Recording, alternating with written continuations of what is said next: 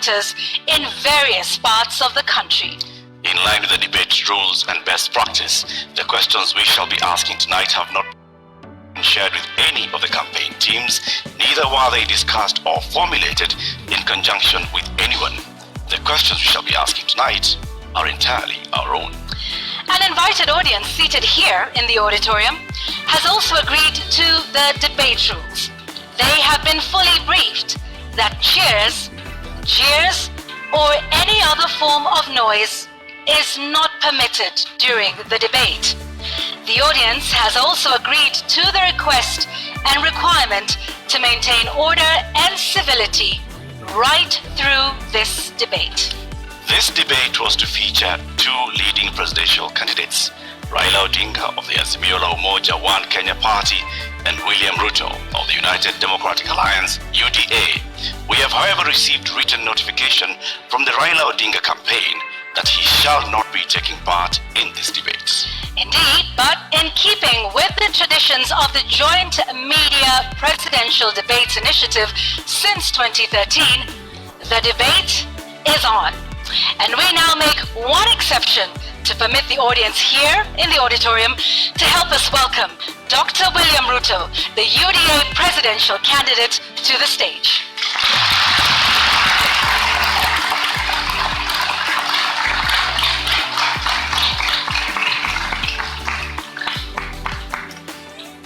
Your Excellency Deputy President, Honorable Ruto, thank you very much for honoring Kenyans with this appearance.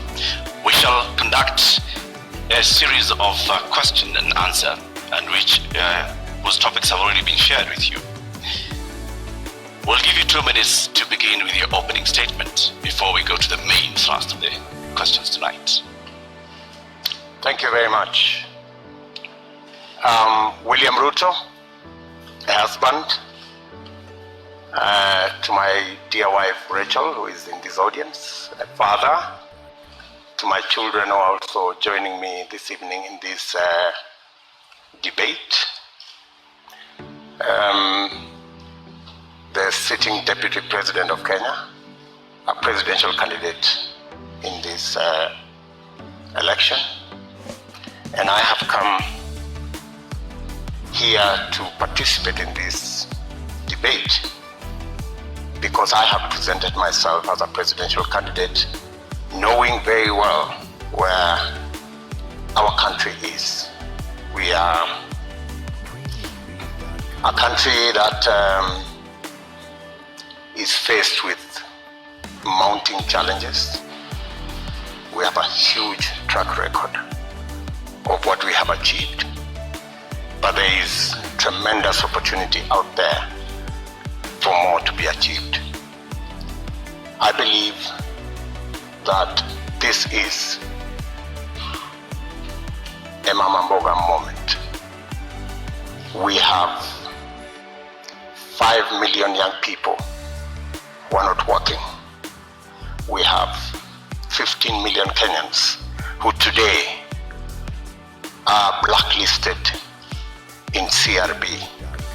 We have 10 million citizens who have no access to credit in the micro and small enterprise sector.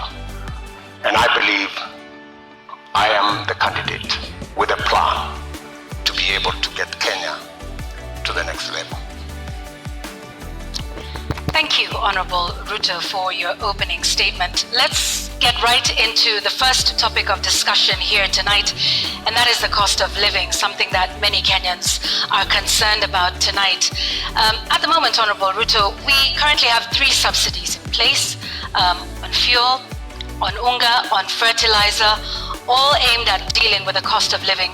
Do you believe that subsidies are the way to go and are the right approach at this moment to deal with this issue? I believe that subsidies can alleviate the problem to an extent, especially when we find ourselves in the situation where we are. My position is that we find ourselves at this port because there are certain things we didn't do right. We had a Big Four plan because we foresaw this situation. we were here in 2017. We decided then that it is proper to formulate a plan that included matters food security. If you look at the 4 pillars of the Big Four plan, one of them was agriculture and food security and nutrition. Unfortunately, that plan fell apart. It was actually sabotaged. So we find ourselves in this space because, one, we didn't capitalize our agricultural sector. We actually removed the fertilizer subsidy program that existed, which we just reinstated, I think, 3 months ago. Why did we withdraw it in the first place? Because to deal with the cost of living, you just have to increase agricultural productivity.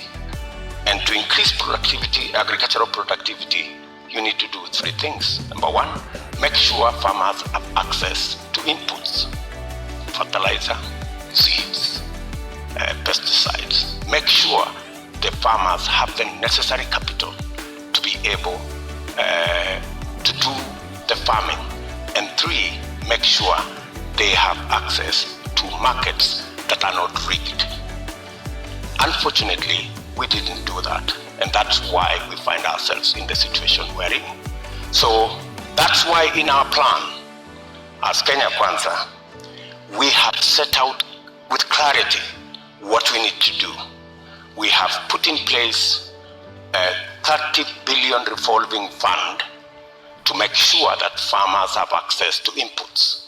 We have added a 12 billion shilling expenditure on agricultural extension, because it's not just enough to have inputs. It's also important for farmers to use the latest information on how to get our farming right and increase the productivity of every farmer.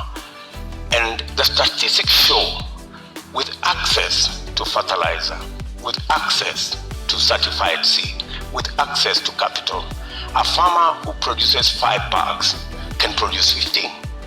So we can actually double, if not triple, our agricultural output. What that means is that the 2 million farmers who today are net importers of food themselves can actually produce surplus. And we can make sure that we have sufficient supply that ensures that the prices are reasonable for everybody. So the real solution to the cost of living, especially on matters food, because we all understand the biggest contributor to the high cost of living is the cost of food. The average expenditure of families is 52% of their income. In fact, poorer families spend between 60 and 65% of their income on food. So dealing with the cost of food significantly deals with the challenge of high cost of living.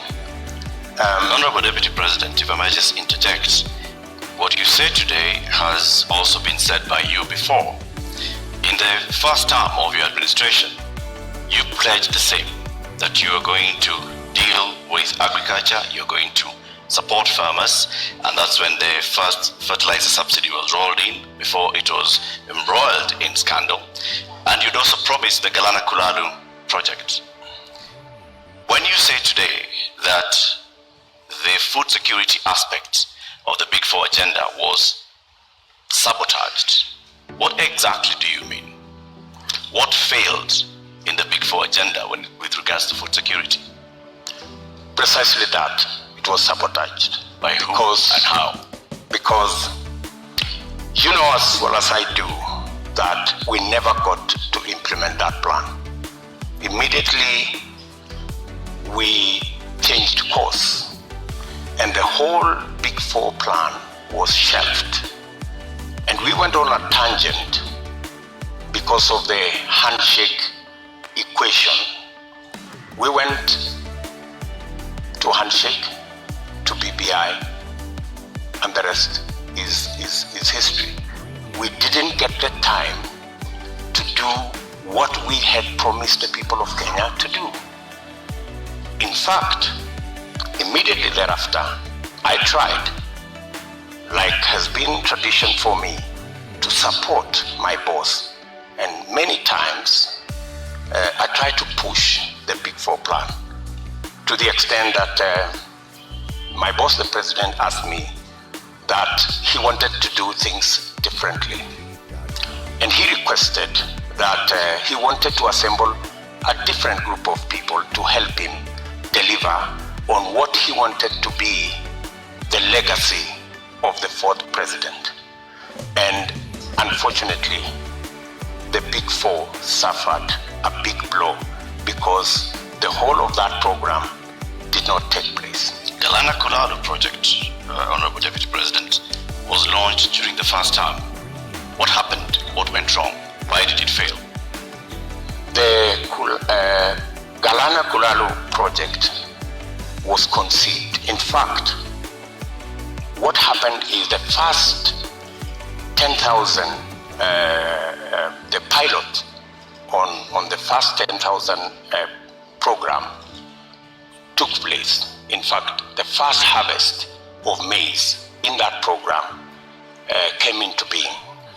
And the recommendations from the trial on that project was we needed to build a dam because the water from the river was not sufficient to do the Galana Kulalu project. We needed to scale up now and do the dam so that the water that was available, because the soils research and the trials showed that the soils could actually support the production of maize and other cereals. Unfortunately, it didn't move from there because we didn't get the dam sorted.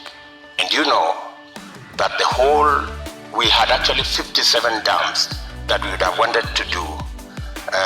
Unfortunately, they didn't happen. They suffered. So why didn't you do the dams, Honorable Deputy President? And the former ambassador of Israel to Kenya also said that they were facing frustration in supporting the Kenyan government on this. Why did you not do the dams? Why did you not go ahead with the implementation of the Galana Kulalu project? The Galana Kulalu project, as I have told you, was part of a wider plan to make sure that we move our agricultural productivity from rain-fed to irrigation. And it was not just about Galana Kulalu, it was a series of other dams, including what we call the High Grand Fall dams that was supposed to feed into the lower part of the Tana. It was Lowat Dam in Turkana. It was Radat Dam in Baringo. There was a big plan around that was now supposed to roll into place with now our targeted, because our second term was targeted at agricultural productivity and food security, and we had now made it the deliverable for our second term. And as I have told you, our second term program ran into headwinds. Honorable Ruto, just to continue to understand Galana Kulalu, because that was a big project that, had it have succeeded, might have solved quite a few of the issues we have with respect to food security. The Auditor General conducted a report and cited weaknesses in the contracting of it. First, that there was single sourcing, and that even the manner in which the contract itself was done, in terms of payments that were tied to the contractor. And so raising a number of issues around the manner in which the contract itself was put together, that then states that this was something that was going to fail anyway.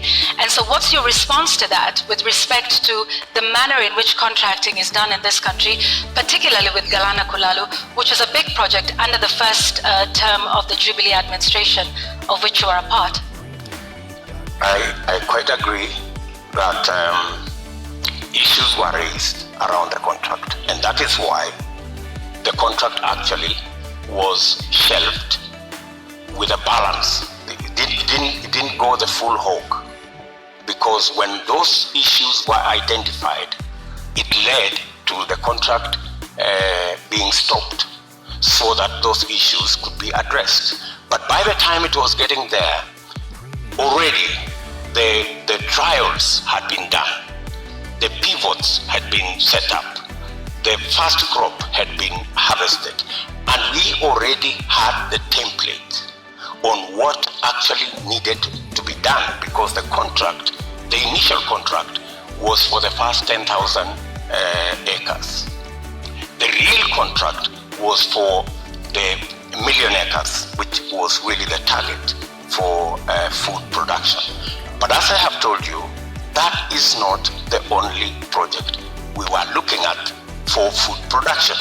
And let me also say that even without the implementation of the Galana Gulalu, supporting the farmers as they are today would still guarantee us a situation where we would not be in the situation we are in. Today, for the first time in Kenya, the price of unga has gone to 230 in some cases. It's never been that bad. I must say, as a former Minister for Agriculture, serving under President Kibaki, I am the minister who assembled the infrastructure that provide subsidy on fertilizer.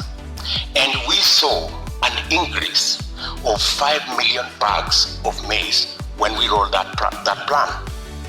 When the subsidy, fertilizer subsidy, was cancelled 2 years ago, that is why we are where we are.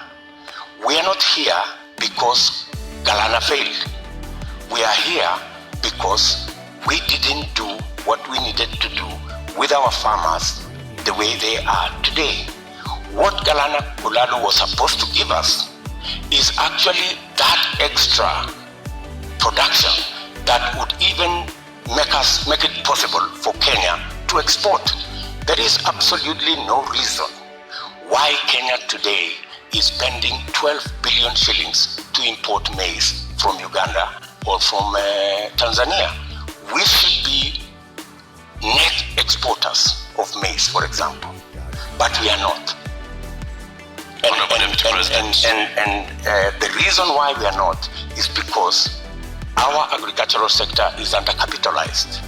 We have removed the support that farmers always had, and that is why, for the first time, because of the things we didn't do, because of the removal of the fertilizer subsidy, for the first time the price of unga has gone to 230. Honorable Deputy President, you say that a lot was done in the first term, and that is why we got to a point where in 2017 we still had rising food prices. In 2017, it was specifically because of drought. And for your information, the prices of flour, maize flour, went to 140. It didn't go to 230. That's the whole difference. However, then, even in the situation of drought in 2017, what the debate then was, 2 kilogram packet of maize was retailing at 140. Today, it is retailing at 230 because compounded with the drought, we just did not produce as we should have produced because we didn't support the farmers the way we have always supported the farmers. Honorable Ruto, I'd like to speak about another issue that is a contributing factor to the cost of living, and that is the high cost of fuel in the country. What do you propose to do with that? Because there's also a current subsidy in place for that. What do you think is the solution to the rising cost of fuel, which, as you know, drives the cost of a number of other products? I think the first thing that we need to do is to look at the taxes because 50% almost of the cost of fuel in Kenya is taxes. I think it's time as a country we looked at, I think there are 15 different taxes on fuel. And I think it's time we relooked at how else do we raise revenue. Which taxes would you be proposing to remove from fuel, the cost of fuel? I think majority of the taxes that are in that bracket, I think there are almost 15 different taxes that are there. I do not have the specifics, but those 15, I think we need to interrogate these 15 different taxes. Which ones can we put aside so that, like other countries, we can limit the taxation on fuel? Take for example, let me VAT. ask. Yeah. Yes. Okay. Take Carry for on. example, VAT. Correct.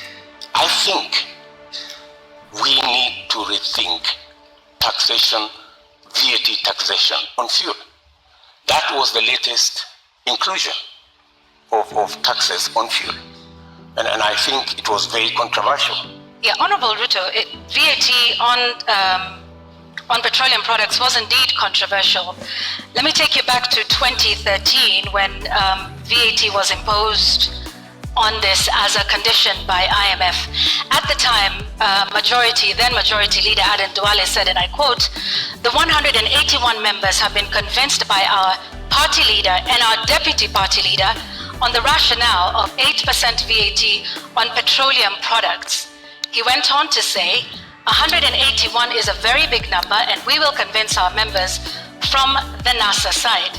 So you, at this point in the year 2015, I believe, when this was passed, were pushing for 8% to be added on VAT. Today, you are saying you want to abolish VAT on petroleum products. Why should Kenyans believe you today? Why wouldn't they?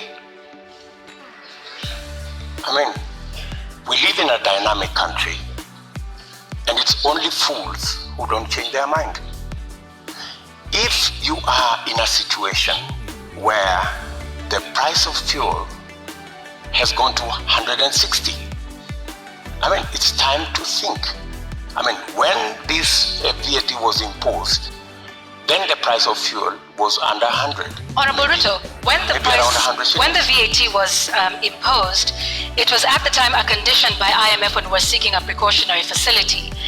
Today we find ourselves in the exact same position with a third tranche of an IMF facility, and once again they are calling for the same issue that we are facing with VAT then is the same one we are facing now. And at the point, IMF has in fact said that we do not need to be removing taxes on petroleum products. So with an IMF facility already in place, are you then saying you are going to go back to the IMF and renegotiate the terms of that loan that is already in place regarding IMF VAT on fuel products? What's wrong with negotiating with IMF?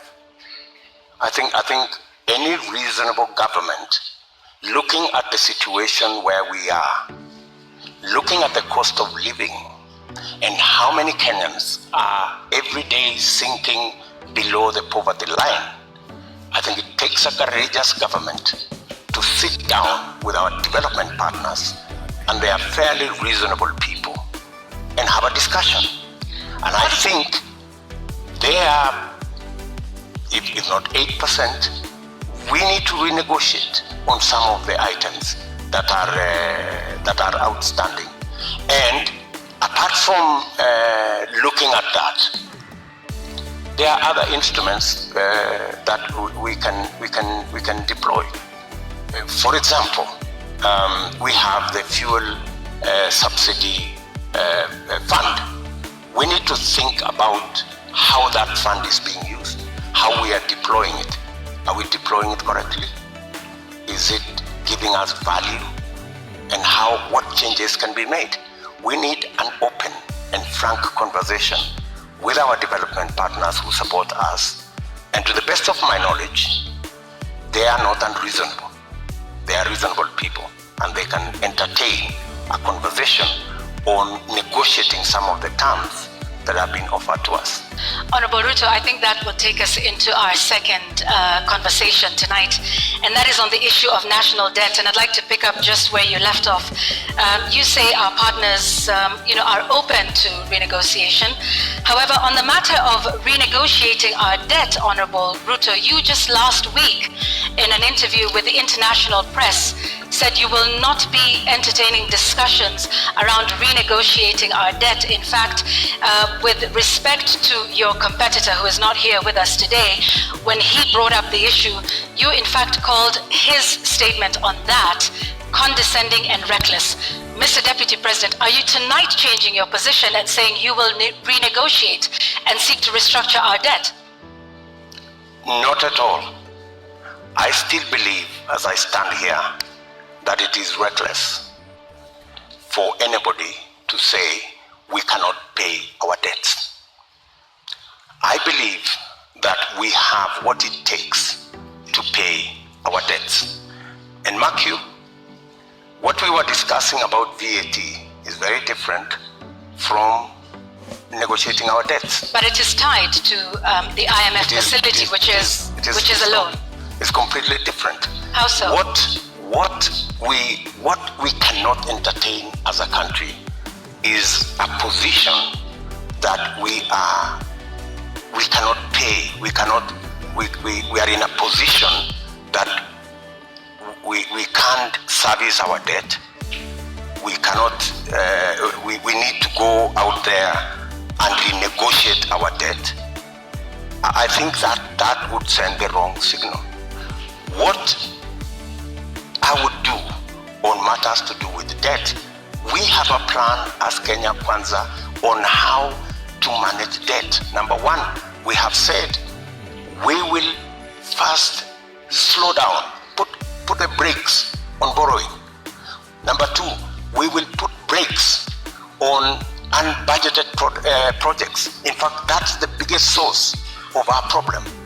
Projects that are not within the budget, so that we cannot keep our fiscal deficit at what we have committed, 5% or 5.9%.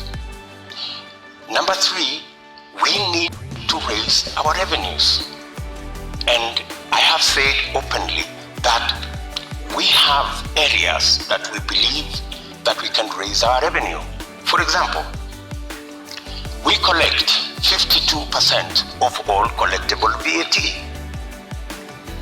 Just by automation and computerization, we can actually raise 95% of all collectible VAT. That would give us an extra 450 billion Kenya shillings. And added on to that, if you raise that kind of VAT, you can equally raise from corporate tax an additional 200, maybe 150 billion shillings. So there is room to raise additional funding, additional revenue for us to manage our debt without necessarily going to say we're going to negotiate our debt.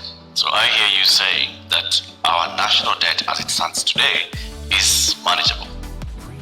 Our debt today is a challenge. We need to deal with it. We're not sitting pretty.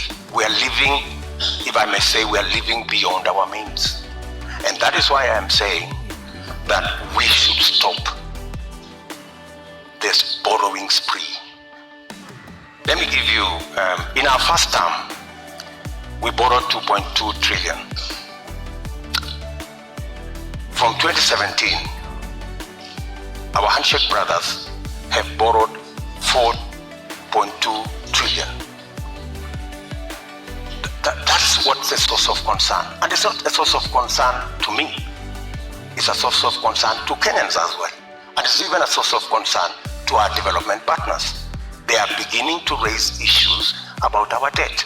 And more so, the trajectory of continued borrowing. So that's why I am saying our administration will first slow down on borrowing, remove unbudgeted projects because that's the biggest incentive, and then go back to raising our own revenue. Do you have there figures are that areas you are targeting when you say remove unbudgeted projects? How much are we talking about? When you say slow down on borrowing, from what amount to what amount are you talking about? When you look at our fiscal deficit, right, there are too many projects that are not that are not budgeted for. For example, the Uhuru Gardens Museum. You don't see it anywhere in government budgets, but it's been built. So these are the kind of projects. Do you know how much? That, for example, I think we've spent close to 15 billion in that project. In the last financial year, Honorable Deputy President, yes. Do you know how much of unbudgeted projects we spent? Actually, unbudgeted projects are in the region of 100 billion. Unbudgeted projects. And that is what is spiraling our borrowing. And I'm saying that our first, and that's why if you go today to the website of the Ministry of Finance, you will hardly find any paperwork there. You will hardly find any, because there are too many projects that cannot be accounted for that are being done without a budget line. If you look at the expenditure on contingency fund, which is supposed to spend only up to 5% of the budget, sometimes it goes to 50% of the budget. So that is where we need to apply the brakes. And we are saying clearly, we not only have a plan on slowing down on borrowing, we also have a plan on raising revenue in targeted areas that would give us much more resources to run our budget, number one, and two, to also manage our repayment. And in that particular instance, you may want to know that almost 80% of all our borrowing is actually domestic, which means we are also hurting our own enterprises locally. Access to credit becomes a big challenge. We must think of how we must slow down on borrowing locally and see how we can externalize government borrowing. And it doesn't have to be borrowing. Some of the programs, we must get the stock exchange to take up some of the areas of raising revenue. The stock exchange is a wonderful instrument. We saw it when we were selling the shares of Safaricom. Safaricom was looking for 50 billion. They got 250 billion. It tells you there is a lot of money out there.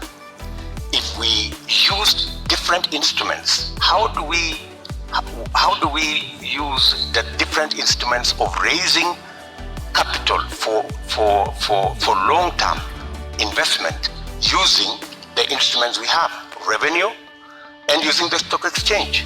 So these are avenues that are available for us to be able to take our development forward and minimize on borrowing.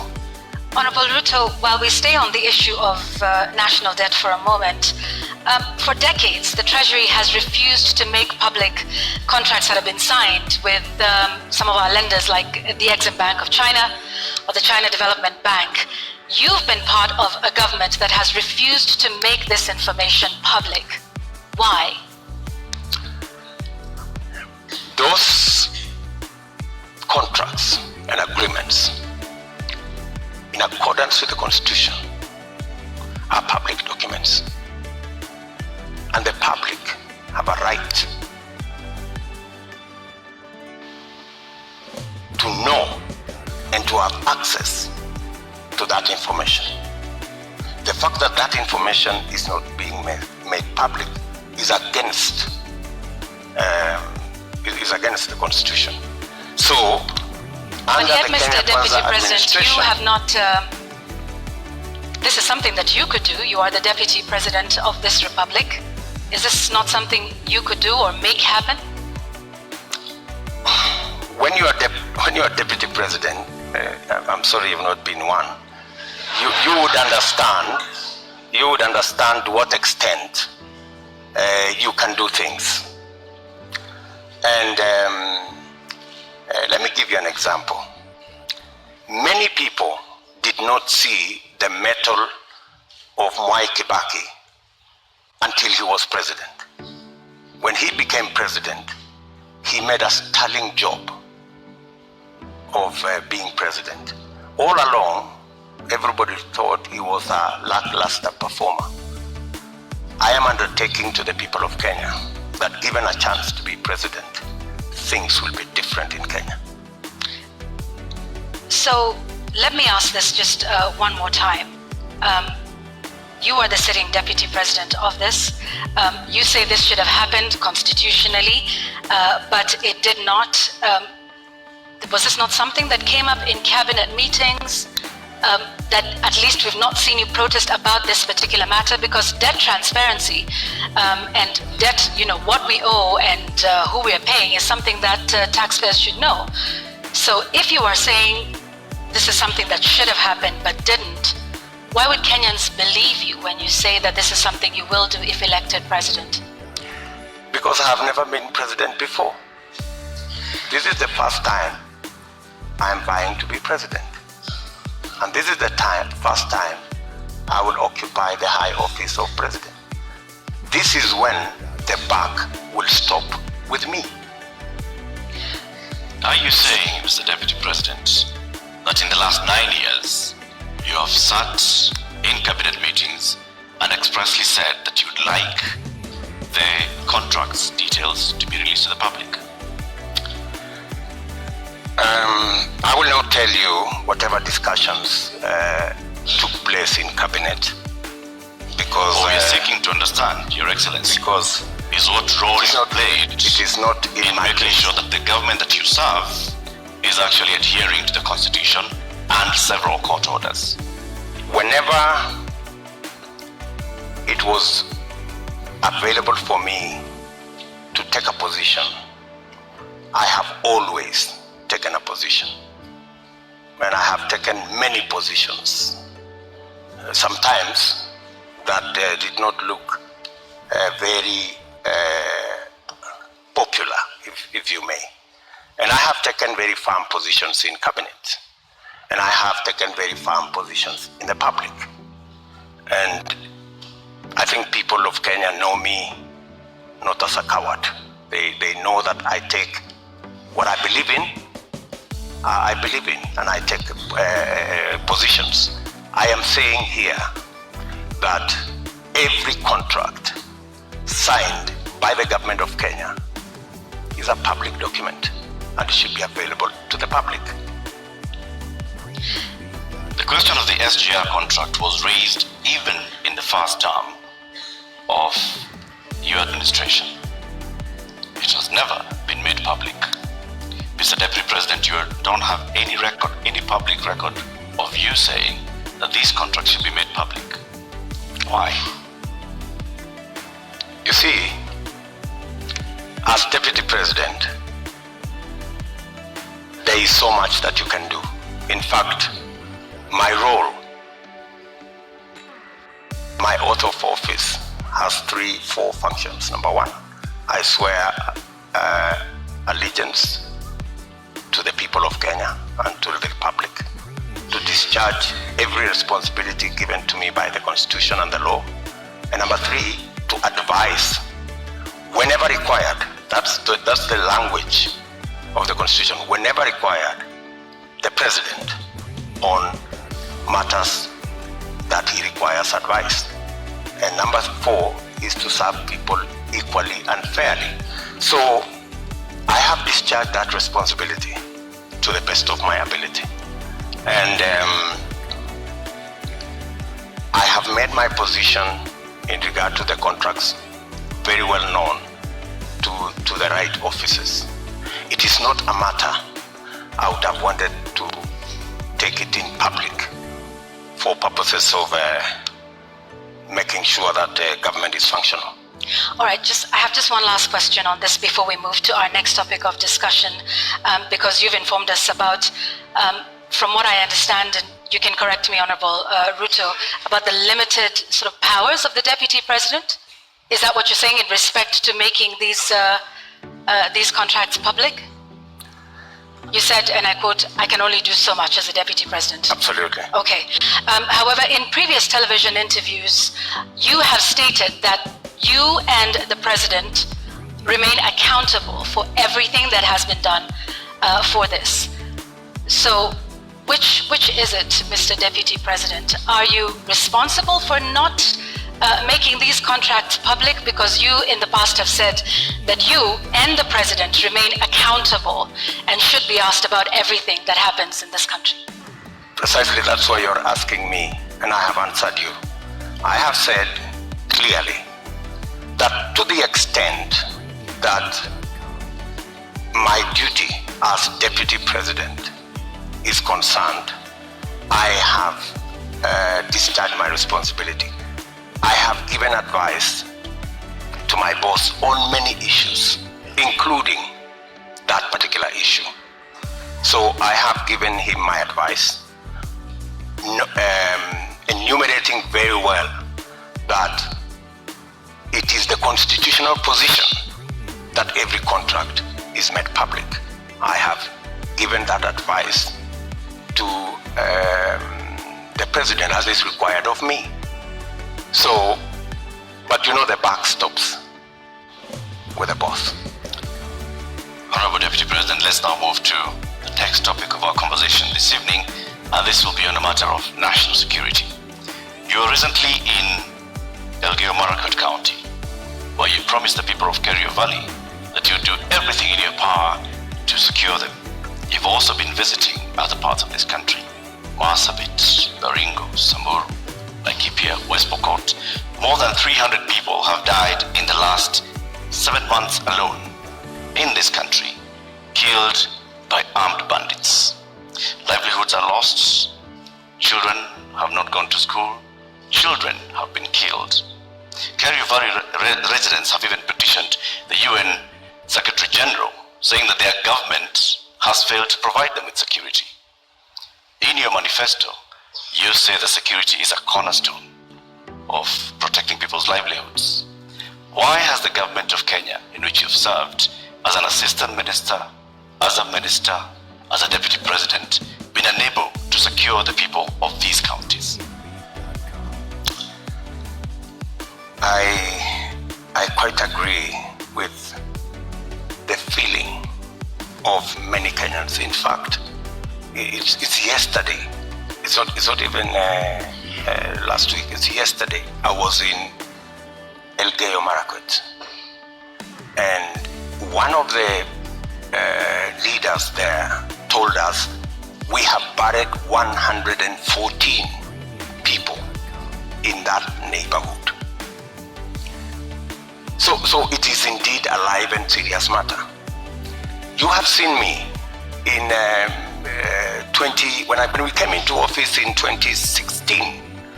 I called all the leaders from Baringo, Elgeyo Marakwet, Pokot, Samburu, and we had a serious leaders meeting in my office in Karen.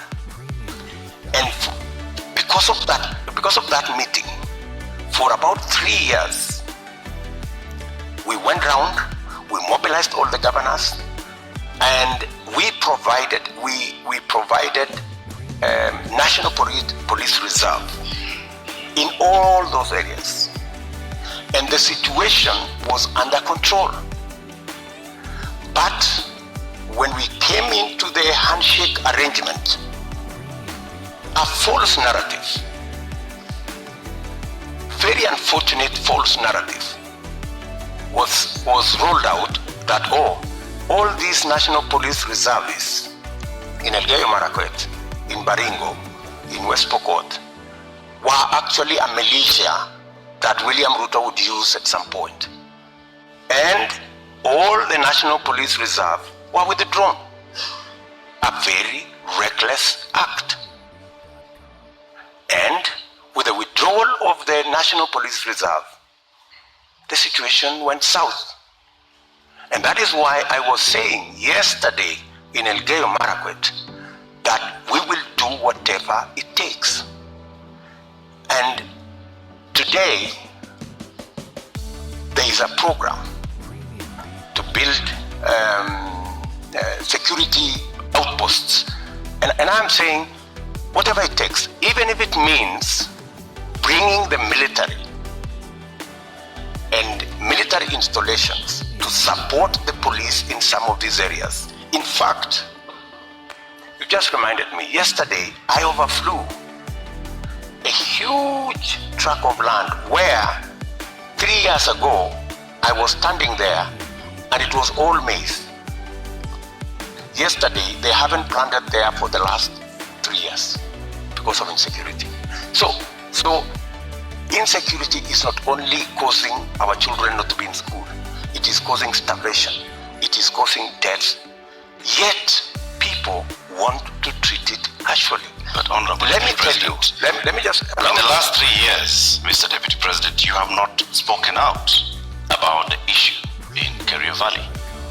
You have not said anything about the killings that have been taking place, like they told you 150 people buried this year. You spoke about it only yesterday. Where have you been in the last? I have always been there. In fact, if you go and ask those people in those regions, I have always been present. We have buried many of those people with our own money. We've taken many of those people to hospital with our own money. I have deployed my personal resources to deal with that situation because I know it was a political political agenda. You know, the withdrawal of the National Police Reserve was really an unfortunate act. But because it was intended to punish William Ruto, you know, never mind that many people lost their lives. It's a real tragedy. But that is the nature of our politics in Kenya. Honorable Ruto, unfortunately. Honorable Ruto, you're saying that was done to punish you? What other explanation would you have? You go withdraw security personnel in the whole of that whole region. You know, you subject people to... How would that punish you, Honorable Ruto? Because I am the one who had led the whole, in fact, I am the one who had taken charge. In fact, I was there every 2 weeks in that region. I was there every 2 weeks. I am the one who mobilized the resources. I am the one who mobilized the security men, the identification of the National Police Service. And so it looked like it was Honorable Ruto, help me understand. It was never about me. Did you mobilize those resources on a personal basis or as Deputy President? As Deputy President. So how would your government punish the Deputy President? You live in Kenya, my good friends. And I am failing to understand it, sir. And you know... Are you telling the people of Kerio Valley that 150 of them have been buried this year alone just because a government is punishing the Deputy President? Not just that. The Kimwarer and the Aror dams were cancelled intentionally to punish my supporters. That's it. We will come to that, sir. You, as the Deputy President, consume intelligence reports. Tell us, over the last 30 years, what is it that has led to this continuous cycle of violence in Kerio Valley, in Baringo, in Samburu, in West Pokot, even going as far as Marsabit County? What causes this, and what will you do, knowing the intelligence that you have? The biggest contributor to the situation we have in those regions is competition for resources, competition for water, competition for pasture, general matters of education, and precisely the reason why we had a plan on Radat Dam to provide the water for the whole of that belt. Aror, Kimwarer, Lowat. These are dams that my thinking was, if we provide water in these areas, we can sufficiently roll out irrigation. For your information, that whole Kerio belt where people are fighting, it is a granary. We have the best mangoes from that region. We have very good soya that can be grown in that region. The only impediment is water, access to water. And there are enough rivers to be tapped. My solution to the whole of that region is twofold. Let us provide water for livestock. Let us provide water for irrigation. And let us get schools developed, as well as making sure